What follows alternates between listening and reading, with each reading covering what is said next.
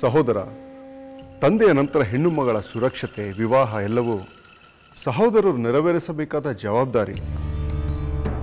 ಸಹೋದರಿ ಪ್ರಾಪ್ತ ವಯಸ್ಕಳಾದೊಡನೆ ಅವಳಿಗೆ ವಿವಾಹವನ್ನು ಮಾಡುವುದು ಸಹೋದರರಾದ ನಮ್ಮ ಆದ್ಯ ಕರ್ತವ್ಯ. ಆದ್ದರಿಂದ ನಮ್ಮ ಸಹೋದರಿಯನ್ನು ಒಂಟಿಯಾಗಿ ಲೋಕಾಂತರ ಪ್ರವಾಸಕ್ಕೆ ಕಳುಹಿಸುವುದಕ್ಕೆ ಬದಲಾಗಿ ವಿವಾಹವನ್ನು ನೆರವೇರಿಸಿ ಅವಳು ತನ್ನ ಪತಿಯೊಂದಿಗೆ ಲೋಕಗಳನ್ನು ಸಂಚರಿಸಲು ನಾವೇ ಸಹಾಯ ಮಾಡುವುದು ಸೂಕ್ತ ಎಂದು ನನ್ನ ಅಭಿಪ್ರಾಯ. ಸಹೋದರ ವಿಭೀಷಣ, ಸಹೋದರಿಯ ವಿವಾಹವನ್ನು ನೆರವೇರಿಸಬೇಕೆಂಬ ನಿನ್ನ ಮಾತನ್ನು ನಾನು ಒಪ್ಪುತ್ತೇನೆ. ನನ್ನ ಸಹೋದರಿಯು ಎಂದು ವಿವಾಹವನ್ನು ಬಯಸುತ್ತಾಳೋ ಅಂದು ವಿವಾಹ ಮಾಡುವುದು ಸರಿ. ಆದರೆ ಅವಳೀಗ ವಿವಾಹವನ್ನು ಬಯಸುತ್ತಿಲ್ಲ, ಲೋಕ ಸಂಚಾರವನ್ನು ಬಯಸುತ್ತಿದ್ದಾಳೆ. ಸದ್ಯಕ್ಕೆ ವಿವಾಹದ ಯೋಚನೆಯನ್ನು ಬಿಟ್ಟು ಅವಳು ಲೋಕ ಸಂಚಾರಕ್ಕೆ ಹೋಗಬೇಕೇ ಬೇಡವೇ ಎಂಬುದನ್ನು ನಿರ್ಧರಿಸಿ. ಹೌದು ಅಗ್ರಜ, ನೀನು ಹೇಳುವುದು ಸರಿ. ನಮ್ಮ ಸಹೋದರಿ ಏನನ್ನು ಬಯಸುತ್ತಾಳೋ ಅದನ್ನು ನಡೆಸುವುದು ನಮ್ಮ ಕರ್ತವ್ಯ. ಅವಳು ಲೋಕ ಸಂಚಾರಕ್ಕೆ ಹೋಗಲಿ, ಅವಳು ವಿವಾಹವಾಗುತ್ತೇನೆಂದರೆ ವಿವಾಹವಾಗಲಿ. ಸರಿಯಾಗಿ ಹೇಳಿದೆ ಕುಂಭಕರ್ಣ. ನನಗೂ ಅದೇ ಸರಿ ಅನಿಸುತ್ತಿದೆ. ನಾವು ವಿವಾಹಕ್ಕೆ ಮುನ್ನ ತಪಶಕ್ತಿಯನ್ನು ಪಡೆದು ಲೋಕಗಳನ್ನು ಸುತ್ತಿ ಗೆದ್ದವರಲ್ಲವೇ? ಆ ಲೋಕ ಸಂಚಾರದ ಆನಂದವನ್ನು ನಮ್ಮ ಸಹೋದರಿಯು ಪಡೆಯಬಾರದೇಕೆ? ಪಡೆಯಲಿ, ನಂತರ ವಿವಾಹವಾಗಲಿ. ಸಹೋದರ, ನಮ್ಮೊಂದಿಗೆ ಸೋದರಿಯನ್ನು ಹೋಲಿಕೆ ಮಾಡುವುದು ಸರಿಯಲ್ಲ. ನಮ್ಮ ಉದ್ದೇಶ, ಶಕ್ತಿಗಳೇ ಬೇರೆ. ವಿಭೀಷಣ, ನಮ್ಮ ಸಹೋದರಿಯ ಶಕ್ತಿ ಸಾಮರ್ಥ್ಯಗಳನ್ನು ಅನುಮಾನಿಸುವುದು ತಪ್ಪು. ಅವಳು ಹೆಣ್ಣು, ಅವಿವಾಹಿತಳಾಗಿ ಲೋಕ ಸಂಚಾರಕ್ಕೆ ಹೊರಟ್ರೆ ಅಪಾಯವನ್ನು ಆಹ್ವಾನಿಸುತ್ತಾಳೆ ಎಂಬ ಆತಂಕ ಬೇಡ. ನನ್ನ ಸಹೋದರಿಯಾಗಿ ಅವಳು ಎಂತಹ ಶತ್ರುವನ್ನು ಎದುರಿಸುವ ಶಕ್ತಿಯನ್ನು ಪಡೆದಿದ್ದಾಳೆ. ಅದು ಅಲ್ಲದೆ ಶೂರ್ಪನಖಿ ಈ ರಾವಣನ ಸಹೋದರಿ ಎಂದು ತಿಳಿದೊಡನೆ ವೀರಾದಿ ವೀರರೆಲ್ಲ ತಲೆ ತಗ್ಗಿಸಿ ವಂದಿಸುತ್ತಾರೆಯೇ ಹೊರತು ತೊಂದರೆ ಕೊಡಲು ಸಾಧ್ಯವೇ ಇಲ್ಲ. ನಮ್ಮ ಸಹೋದರಿಯ ಲೋಕ ಸಂಚಾರ ನೆರವೇರಲಿ. ಭಲೆ ಅಗ್ರಜ, ಭಲೆ. ನೀನು ಹೇಳಿದಂತೆಯೇ ಆಗಲಿ. ಮೂವರಲ್ಲಿ ಇಬ್ಬರ ತೀರ್ಮಾನ ಒಂದೇ ಆದರೆ ಅದೇ ಬಹುಮತ. ಹಾಗೆಯೇ ಆಗಲಿ.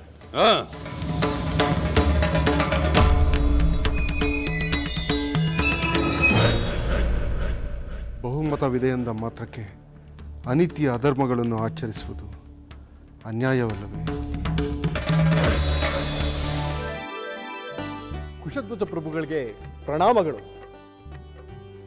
ಮಹಾರಾಣಿ ಕೈಕೇಯಿಯವರ ಸೋದರರಾದ ಯುಧಾಜಿತ ಅವರು ಆಗಮಿಸಿದ್ದಾರೆ.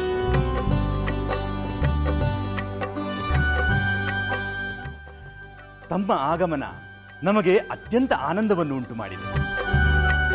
ನಾನು ಕ್ಷೀರಧ್ವಜ ಜನಕ ಮಹಾರಾಜರ ಸೋದರ ಕುಶಧ್ವಜ. ನನ್ನ ಮಕ್ಕಳಾದ ಮಾಂಡವಿ ಶ್ರುತಕೀರ್ತಿಯರು ಭರತ ಶತ್ರುಘ್ನರನ್ನು ವಿವಾಹವಾಗುತ್ತಿದ್ದಾರೆ. ನನ್ನ ಅಣ್ಣನ ಮಕ್ಕಳಾದ ಸೀತೆ ಊರ್ಮಿಳೆಯರು ರಾಮಲಕ್ಷ್ಮಣರನ್ನು ವಿವಾಹವಾಗುತ್ತಿದ್ದಾರೆ. ಭರತನ ಸೋದರ ಮಾವಂದಿರಾದ ತಾವು ಈ ವಿವಾಹದಲ್ಲಿ ಸಂಭ್ರಮದಿಂದ ಭಾಗವಹಿಸಿ ನಮಗೆಲ್ಲ ಆನಂದವನ್ನು ಉಂಟು ಮಾಡಬೇಕೆಂದು ಕೋರುತ್ತೇನೆ. ಕುಶಧ್ವಜ ಪ್ರಭುಗಳೇ, ಈ ವಿವಾಹ ಸಮಾರಂಭ ನಮಗೆ ಅನಿರೀಕ್ಷಿತವಾದರೂ ನಮಗೆ ಆನಂದವನ್ನುಂಟು ಮಾಡಿದೆ.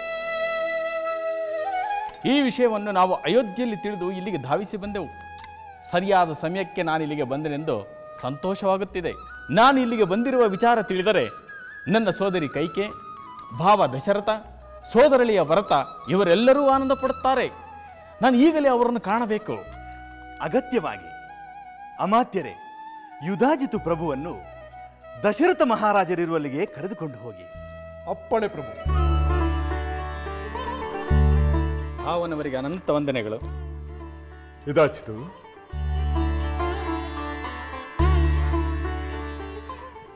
ಕ್ಷೇಮವೇ? ಕ್ಷೇಮ ಭಾವ. ನಿನ್ನನ್ನು ಕಂಡು ಕೇಕಿ ರಾಜ್ಯವೇ ನಮ್ಮ ಪುತ್ರರ ವಿವಾಹಕ್ಕೆ ಆಗಮಿಸಿದಷ್ಟು ಸಂತೋಷವಾಯಿತು. ತಂದೆಯವರು ಕುಶಲವೇ? ಕುಶಲವಾಗಿದ್ದಾರೆ ಭಾವ. ತಮ್ಮ ಮೇಲಿನ ಪ್ರೇಮದಿಂದ ತಮ್ಮ ಕುಶಲವನ್ನು ಅವರು ಕೇಳುವಂತೆ ಹೇಳಿದ್ದಾರೆ. ನಮ್ಮ ತಂದೆ ತಮ್ಮ ಮೊಮ್ಮಗನಾದ ಭರತನನ್ನು ನೋಡಲು ಆಸೆಪಟ್ಟಿದ್ದರು. ಭರತನು ಕೂಡ ಕೇಕೆಯ ರಾಜ್ಯಕ್ಕೆ ಬರುವನೆಂಬ ಸಂದೇಶವೂ ಬಂದಿತ್ತು. ಆದರೆ ಅವನು ಬರಲಿಲ್ಲವೆಂದು ನಾನೇ ಅವನನ್ನು ಕರೆತರಲೆಂದು ಅಯೋಧ್ಯೆಗೆ ಬಂದಿದ್ದೆ. ಅಲ್ಲಿ ತಾವೆಲ್ಲರೂ ರಾಮನ ಕಲ್ಯಾಣದ ನಿಮಿತ್ತವಾಗಿ ಮಿಥಿಲೆಗೆ ಧಾವಿಸಿರುವುದು ತಿಳಿಯಿತು. ಇಲ್ಲಿಗೆ ಬಂದ ಮೇಲೆ ತಮ್ಮ 4 ಪುತ್ರರಿಗೂ ಕಲ್ಯಾಣವಾಗುತ್ತಿದೆ ಎಂದು ತಿಳಿದು ಆಶ್ಚರ್ಯವೂ ಆನಂದವೂ ಉಂಟಾಯಿತು. ಅನಿರೀಕ್ಷಿತವಾಗಿ ತೆಗೆದುಕೊಂಡ ನಿರ್ಧಾರದಿಂದ ವಿಷಯವನ್ನು ಎಲ್ಲರಿಗೂ ತಿಳಿಸಿ ಆಹ್ವಾನಿಸಲು ಸಮಯ ಒದಗಿ ಬರಲಿಲ್ಲ. ಚಿಂತೆ ಬೇಡ ಭಾವ, ಶುಭ ಕಾರ್ಯ ನಡೆಯುವುದು ಮುಖ್ಯ. ನಾನು ನನ್ನ ಸೋದರಿಯನ್ನು ಭರತನನ್ನು ಕಾಣಲು ಅಪೇಕ್ಷೆ ಪಡುತ್ತೇನೆ.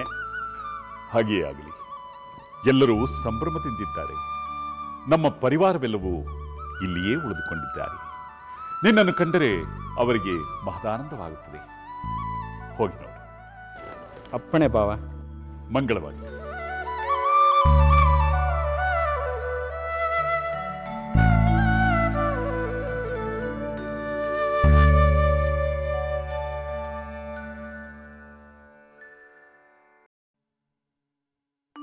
ಸೋದರಿ ಕೈಕೆ,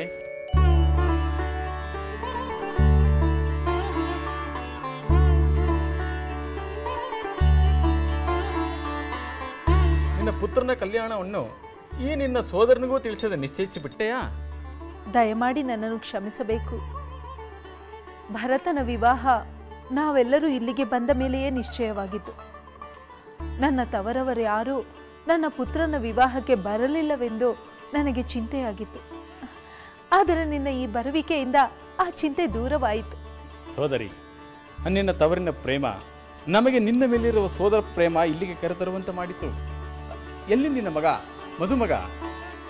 ಮಾವ, ನಾನು ಇಲ್ಲೇ ಇದ್ದೇನೆ. ಎಲೆ ಈ ಕಳ್ಳನೆ, ನಮಗೆ ತಿಳಿಸದೆ ಕಲ್ಯಾಣವನ್ನು ಮಾಡಿಕೊಳ್ಳಬೇಕೆಂದಿರುವೆಯಾ? ಮಾವ, ನಾನೇನು ಮಾಡಲಿ?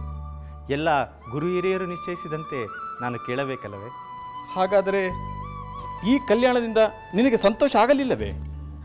ಏಕಿಲ್ಲ ಸಹೋದರ, ಅವನ ಮುಖವನ್ನು ನೋಡಿದರೆ ಕಾಣುವುದಿಲ್ಲವೇ ಸಂತೋಷ? ಸಹೋದರರೆಲ್ಲರೂ ಒಮ್ಮೆಗೆ ವಿವಾಹವಾಗುತ್ತಿದ್ದೇವೆಂದು ಆನಂದದಲ್ಲಿ ತೇಲಾಡುತ್ತಿದ್ದಾನೆ. ಹಾಗೇ ಇರಬೇಕು ಸೋದರಿ.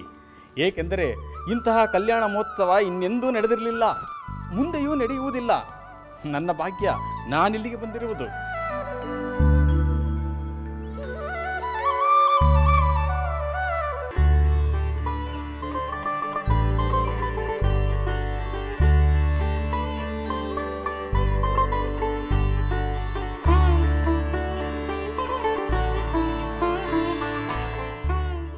ಮಹರ್ಷಿಗಳಿಗೆ ಪ್ರಣಾಮಗಳು.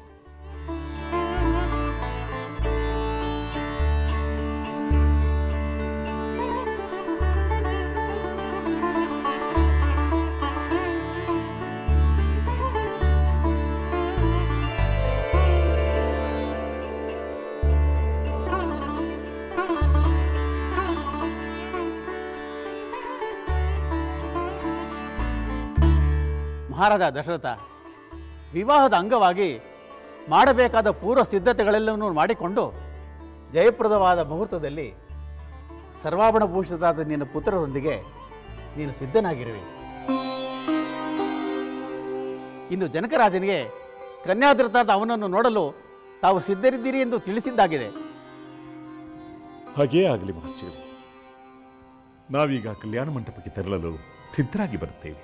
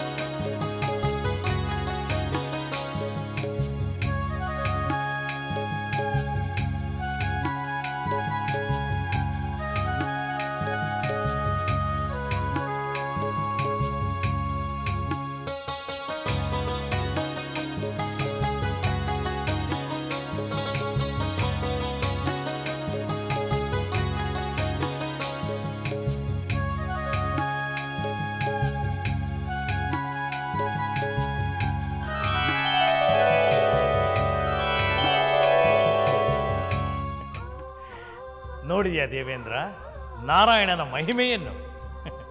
ಹರಿಯಾಗಿ ಲಕ್ಷ್ಮಿಯನ್ನು, ಸೂರ್ಯನಾರಾಯಣನಾಗಿ ಪದ್ಮಳನ್ನು, ಪರಶುರಾಮನಾಗಿ ಧರಣಿಯನ್ನು, ಈಗ ರಾಮಚಂದ್ರನಾಗಿ ಜಾನಕಿಯನ್ನು ಪಡೆಯುವ ದೃಶ್ಯ. ಆಹಾ ಆಹಾ, ಎಂತಹ ಮಹದಾನಂದದ ಸನ್ನಿವೇಶ! ಲೋಕ ಕಲ್ಯಾಣಕ್ಕಾಗಿ ಸೀತಾರಾಮರ ಕಲ್ಯಾಣ. ಆಹಾ, ಇದು ಶುಭ ಕಲ್ಯಾಣ, ಶುಭ ಕಲ್ಯಾಣ, ಶುಭ ಕಲ್ಯಾಣ.